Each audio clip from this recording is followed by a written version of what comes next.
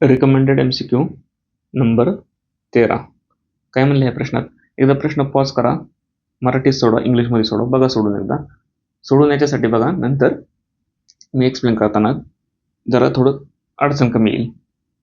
झालं? ठीक आहे. आता मी इंग्लिश प्रेफर करतो, मराठीत थोडं कन्फ्युजिंग वाटतंय मला तरी. आई बरोबरच आहे. 2 pair of sibling, Sahil and Nuri. Sahil and his sister Nuri. Sahil आणि त्याची बहीण कोण? नुरी. साहिलच्या जागी एस घेतला, मेले म्हणून चौकोन, आणि त्याची बहीण कोण? 2 रेषा बहीण नुरी. NU घेतला कारण पुढं नॅन्सी के म्हणून NA घेऊ इथं नुरीचं NR घेऊ समजा. ठीक आहे. ही एक पेअर आहे आणि दुसरी पेअर कोण आहे? पन्नू. कोण? Nancy and her brother Pannu. हे लाल याच्यात घेऊन नॅन्सी. ही दुसरी पेअर आहे, नॅन्सी अँड हर ब्रदर. हर म्हणल्यावर तिसरी झाली, ब्रदर कोण? पन्नू. P घेतला, हा मेल झाला, ब्रदर आहे म्हणलं. प्लेट चेस टू डिसाइड त्यांच्यातला सर्वोत्तम कोण आहे. किती? 4 जण आहे. 2 प्लेयर्स वेअर सिबलिंग्स. हे 2 सिबलिंग आहे आणि राहिले the 2 players were siblings in the first game only. म्हणजे एकमेकांना जे आमने सामने 2 प्लेयर येणार आहे ते सिबलिंग असणार आहे. कुठं असणार आहे? द फर्स्ट गेम ओनली, पहिल्याच गेम मध्ये असणार आहे. नंतर ते एकमेकांना आमने सामने येणार नाहीत. After first game लुझर was eliminated, winner played the next game and so on. ह्या वाक्याचा अर्थ तुम्ही कसा लावला? After first game लुझर was eliminated, winner played the next game and so on. दस ओनली 3 गेम्स वेअर प्लेड. ह्या 2 वाक्याचा अर्थ कसा लावला बघा. जर तुम्ही असा लावला असेल तर इकडे लक्ष द्या.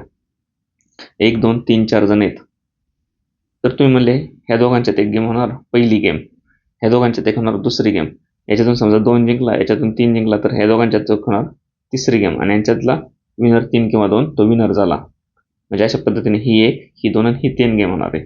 आणि लुझर मागं राहतोय, याच्यातला विनर पुढे जातोय, याच्यातला पण विनर पुढे जातोय. इकडून 2 विनर पुढे आला, इकडून 3 नंबरचा विनर 3 पुढे आला आणि याच्यातला winner.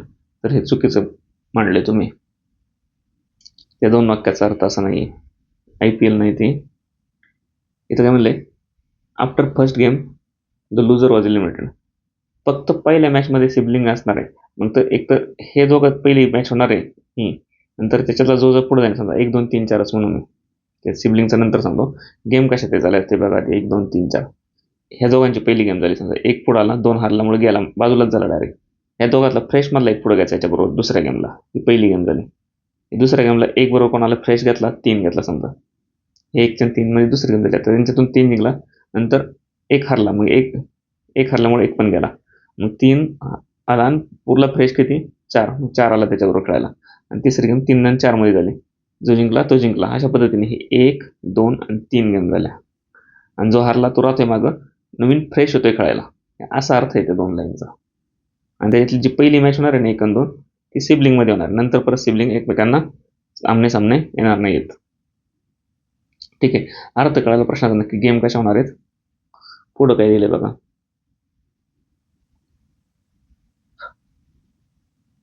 Noori and her brother won more number of games than other pair of sibling.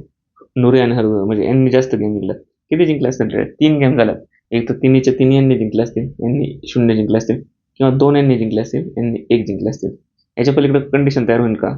एक तर ही केस होईल, यांनी सगळ्या जिंकल्यात किंवा 2 जिंकल्यात. हे 1 जिंकले तर हे ऑटोमॅटिक 2 जिंकतील कारण 3 झाल्यात आणि यांनी हे काय यस साहिल आणि नोरीने जास्त जिंकल्यात म्हणजे त्यांनी 3 जिंकले असतील कदाचित. 3 किंवा 2 जिंकले असतील, पण 1 तर जिंकली नसेल. झालं. पुढं काय म्हणलंय? The boys won 2 games where girls only 1. Boys इथं लिहितो मी. बॉईज किती? 2 गेम आणि गर्ल्स किती? 1 गेम. 3 पैकी 2 मुलांनी जिंकल्यात, 1 मुलींनी जिंकली. Select the person who did not lose the game. आता आपल्याला डाटा दिलाय, सगळा माहिती दिली. आता एक कंडिशन तयार करायची. पहिल्यांदा काय करायचं? एक तर हे गेम खेळतात, पहिली मॅच. आता इथे असली तुम्ही पहिली, दुसरी आणि तिसरी मॅच. पहिल्याच्यात काय करणार आहे मी? एक तर ही सिबलिंग खेळते असं दाखवणार आहे. साहिल वर्सेस नाही लिहित मी, डॅश मारतो तिथं. यांच्यात मॅच झाली, साहिल आणि नोरीतली पहिली मॅच झाली असं म्हणतो. मग यांच्यातून जो जिंकणार आहे तो फ्रेश बरोबर एक घेणार कंडिशन, ती नाही जुळली तर दुसऱ्या फ्रेश बरोबर घेणार आहे. कंडिशन काय चेक करायची आपल्याला, की 2 मुलं कुठं जिंकतात ते आणि 1 मुलगी कुठं जिंकते, ही एक कंडिशन आहे.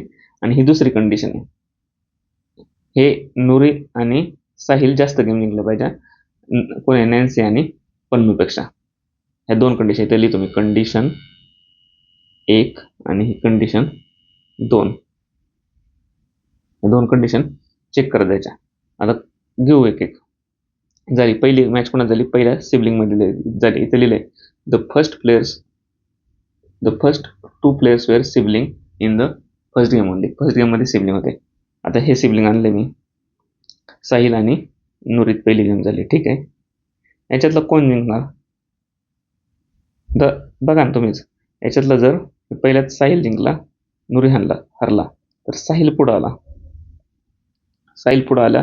नंतर त्याच्याबरोबर नॅन्सी घेतला मी इकडचा. आता नुरी हरला म्हणजे नुरी गेला, इकडचा फ्रेशपैकी नॅन्सी आला.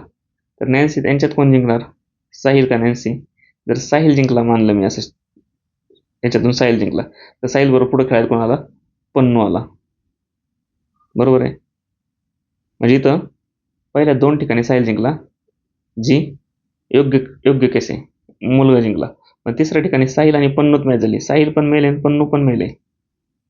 मग इथं पण साहिल जिंकला, इथं साहिल आणि नुरीत कोण जिंकला, साहिल जिंकला, नुरी हरला म्हणून साहिल पुढं आला. आता साहिल आणि नॅन्सीमध्ये साहिल जिंकला म्हणून साहिल पुढं आला. पण नंतर आला खेळायला त्याच्यापुढं कोणता फ्रेश उरला, पन्नू आला. मग पन्नू आणि साहिल दोन्ही बॉईज झाले ना, आणि बॉईज किती 2च मॅच जिंकतात. आता याच्यात दोन्ही बॉईजपैकी बॉईजच जिंकणार, म्हणजे तिन्ही मॅच बॉईजने जिंकल्यासारखं होणार आहे. म्हणजे ही कंडिशन चुकली आपली. मग साहिलला कुठेतरी हाताने दाखवायचे ना, मग रिव्हर्स इंजिनिअरिंग करायची परत. साहिल इथं तर हारू शकत नाही, इथं हारून पण फायदा नाही. इथं हारला तरी पन्नू जिंकतोय, जो ऑलरेडी मेल आहे. आपल्याला तो फिमेल पाहिजे. मग इथं साहिल बरोबर नॅन्सीच्या जागी आपण आधी पन्नूला आणला. इथं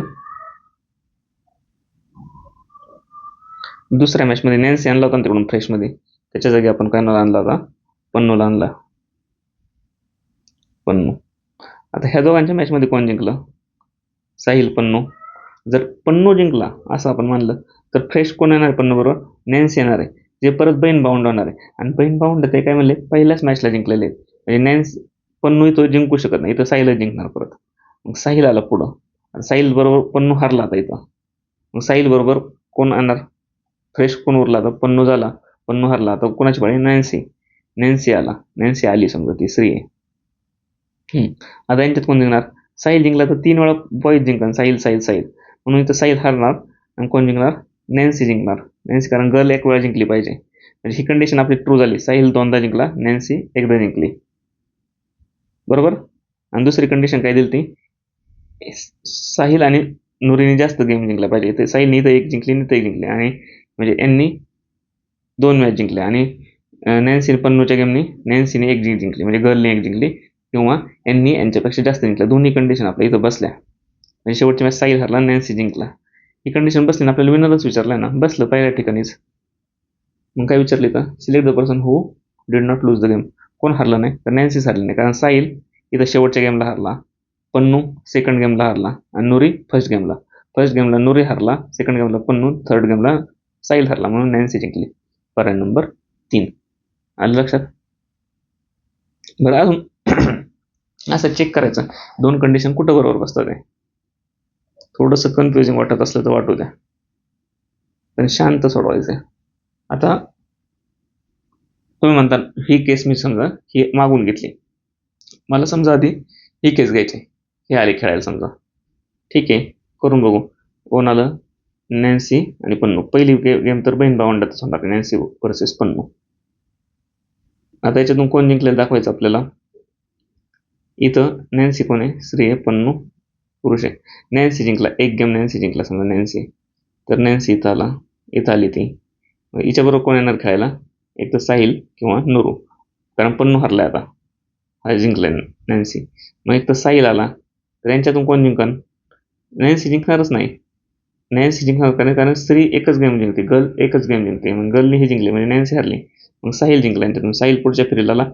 आता नॅन्सी हरलाय, नंतर हा कोण आहे, नॅन्सी हरला, इथं पन्नू हरलाय. नॅन्सी गेला, पन्नू गेला. आता उरला कोण? नुरी. नुरी आला याच्याबरोबर खेळायला साहिल बरोबर. आता साहिल आणि नुरी काय झाले? श्री. आता हे परत बहीण भावंड कसे खेळतात? नुरीन साहिल शेवटला मग खेळणार नाही, ते फक्त खेळले तर फर्स्ट गेम मध्येच खेळतात ते. म्हणजे ही पण कंडिशन गेली. म्हणजे ही जर कंडिशन जी मानतोय आपण नॅन्सीची बनवली ती इथंच बाद होती. तुम्ही म्हणता इथं नॅन्सी बरोबर साहिल आला सेकंड मॅच खेळायला, साहिलच्या जागी नुरी घ्या. ठीक आहे, साहिलच्या जागी नुरी घेतला आपण. आता इथं पन्नू हरलेला दाखवला होता, नॅन्सी जिंकला आपण. आता नॅन्सी परत जिंकलेला समजा, नॅन्सी आला पुढच्या राऊंडला. जिंकला का नाही माहित नाही, पण आपण आधी साहिल घेतला होता त्याच्या जागी नुरी आणू. आता नॅन्सी काय? श्री. नुरी श्री. या दोन श्रीमध्ये कोण जिंकणार आहे? कोणी जिंकलं तरी श्री जिंकणार आहे. मग इथं पण श्री जिंकली नॅन्सी आणि इथं पण श्री जिंकली, म्हणजे दोन श्रेया जिंकतात. म्हणजे इथं नुरी आणून फायदा नाही. आपण साहिल आणून बघितला होता आधी. हे जर जेव्हा खेळायला आले इकडं असे तुमच्या म्हणण्यानुसार, त्यानंतर आधी इथं साहिल आणून बघितला, त्याच्यानुसार कंडिशन बाद होती. आता नुरी आणून बघितला, कंडिशन बाद होती. आता रिव्हर्स इंडिजन, तर तिसऱ्यामधून दुसऱ्या झालं, दुसऱ्यातून पहिल्यात आता काय? नॅन्सी जिंकलेला, पन्नू हरलेला मानले. आता नॅन्सी हरलेला मानून पन्नू जिंकलेला मानू. ठीक आहे, हेच दोन बहीण भावंड आधी खेळतात ते.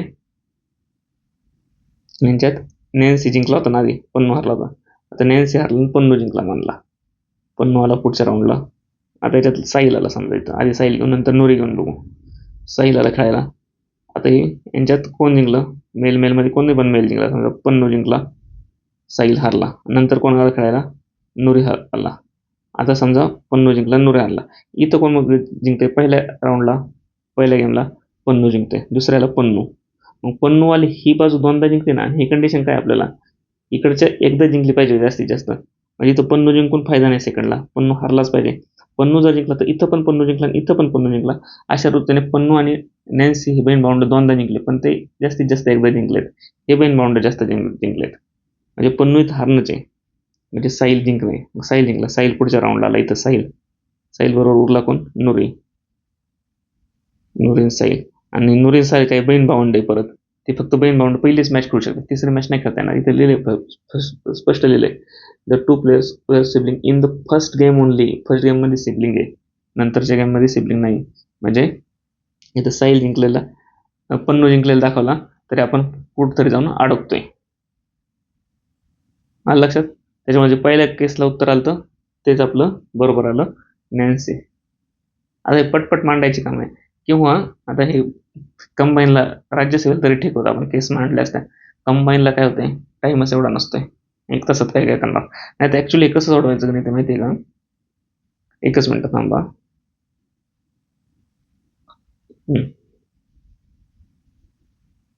ऍक्च्युली कसं सोडवायचं आहे? अशा कंडिशन करायच्या असतात त्या गणितात. पण हे कुठं? ज्या ठिकाणी टाइम भरपूर असतो. पहिल्या कंडिशन मध्ये हे दोघं सिबलिंग खेळले. कोणते सिबलिंग? हे साहिल आणि नुरी यांची पहिली मॅच झाली. ही पहिली, ही दुसरी आणि ही तिसरी. आणि इकडे किती झाली? नॅन्सी आणि पन्नू यांची पहिली मॅच झाली. नंतर यांच्यातून एक तर साहिल जिंकणार आहे किंवा नुरी जिंकणार आहे. मग साहिल जिंकण्याची एक कंडिशन घ्यायची इथं अशी, आणि नुरी जिंकण्याची कंडिशन घ्यायची. आता साहिल बरोबर कोण येणार? नुरी हारला इथं या कंडिशनमध्ये, साहिल जिंकला म्हणून पुढच्या राऊंडला आला, सेकंड राऊंडला आला. कसं काय जिंकला म्हणून? मग साहिल बरोबर एक तर कोण येणार आहे? फ्रेशमधलं कोण आहे? एक तर नॅन्सी आणि पन्नू. मग नॅन्सी एकदा आला, एक कंडिशन झाली, आणि साहिल बरोबर पन्नू एकदा आला. तसंच आता ह्या नुरी बरोबर कोण आला? एकदा नुरी बरोबर फ्रेशमध्ये कोण आलं? एक तर नॅन्सी येणार किंवा अजून एक कंडिशन बनणार, नुरी बरोबर पन्नू येणार. मग यांच्यातलं कोण जिंकणार? साहिल जिंकला तर नॅन्सी हरला, याचा अर्थ नवीन फ्रेश कोण आला? मग नवीन फ्रेश इथं मांडायचं आहे. तसंच इथं मग याच्या कशा 4 भाग झाल्यात, तसे इकडं पण असे 4 भाग होणार. पण ह्या पद्धतीने गेलं तर उत्तर बरोबर येणार, पण बाकीचा पेपरच होणार नाही. त्याच्यामुळं पहिल्या पद्धतीने थोडे जा आणि ह्या 2 कंडिशन पूर्ण डोळा ठेवायचा. कंडिशन आपल्याला पटकन एलिमिनेट कुठं करता येते. ठीक आहे, हे खूप समजलं असेल. आपली MPSCची जी बॅच आहे, लेवल अप बॅच, त्यात त्या गोष्टी समजून सांगितलेल्या आहेत, त्या नक्की जॉईन करा. TCS POQचे गंमत काय झाली 2023 नंतर हे असे प्रश्न एकदम फार रेअर किंवा नाहीच यायला लागले. त्याच्यामुळं 2023 नंतर जे प्रश्न येतात त्या प्रश्नांचा सराव करायचा असला तर TCS POQ बॅच नक्की जॉईन करा. पहिल्याबद्दल थँक्स. थांबूयात.